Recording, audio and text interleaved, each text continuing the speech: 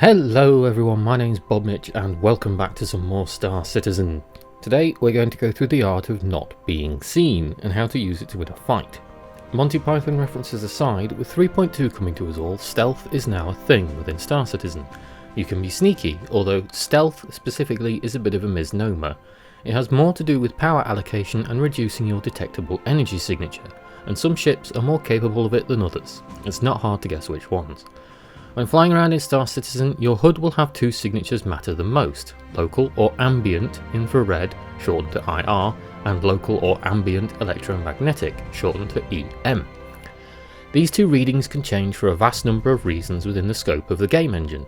Sensors, like a prospector pinging a scan for a mining rock node, will cause a spike in local EM, and light the miner up like a Christmas tree. Storms and other weather will affect this too, although we don't have this in engine yet. Larger power plants and energy weapons will cause local spikes in this as well. Infrared, in contrast, is pretty simple. Currently in engine, this is mostly generated by the heat that your engines put out, so a larger engine, or putting more power into the one you have, say when you're using your afterburner, will cause a spike in IR. Launching flares will do the same. A lot of the missiles in Star Citizen track using heat IR signatures.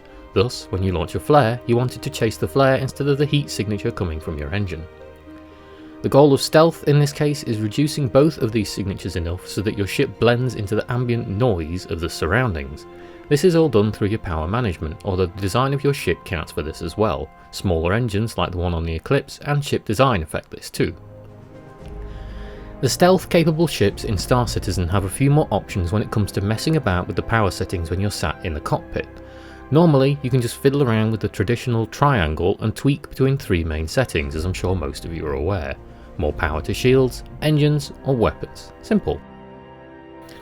To help you be sneaky, ships that can utilise stealth, so the Sabre, Sabre Raven, Hornet Ghost, Razer MX, Eclipse, and so on, have another page in the heat menu, as you can see here. In this page, you can choose to individually mask your infrared signatures, or there's one big button to do the whole lot in one go.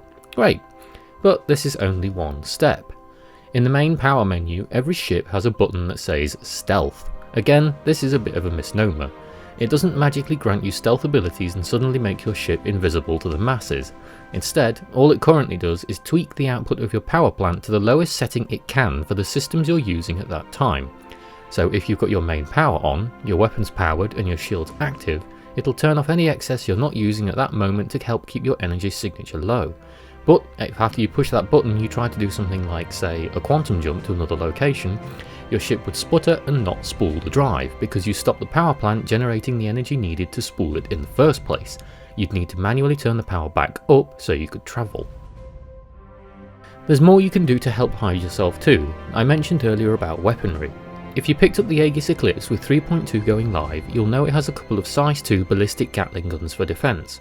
I say defence specifically for a couple of reasons. First, because the Eclipse isn't a dogfighter, that's obvious, but mainly because, as I said earlier, energy weapons will increase your signatures because of the heat and energy output, whereas ballistic weapons will not show up anywhere near as easily, so you've got that to think about as well. Finally, if you're trying to be super sneaky, the idea is you're not going to be using a lot of anything to avoid being seen, so a couple of extra hints is to try and turn off your weaponry, and then go to your shield screen and turn those off too. This will lower your power output, so afterwards when you hit that stealth button again, your power usage will go even lower. All of these aspects combined changes combat mechanics in the game.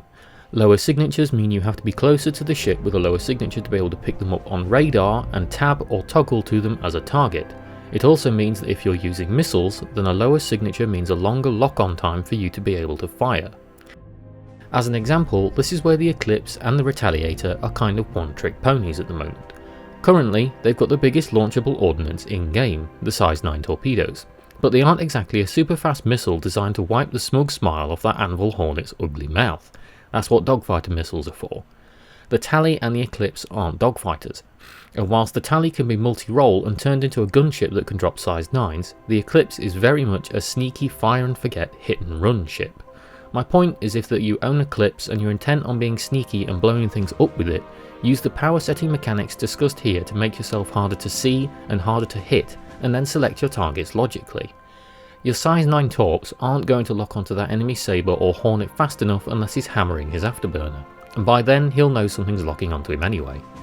But that big juicy Starfarer they're escorting has got wonderfully large engines that the torpedoes would happily give a loving hug to, so let the Torps forge a friendly friendship with those instead and get the hell out of there whilst you reload, cackling insanely with that wonderful exploding Starfarer behind you.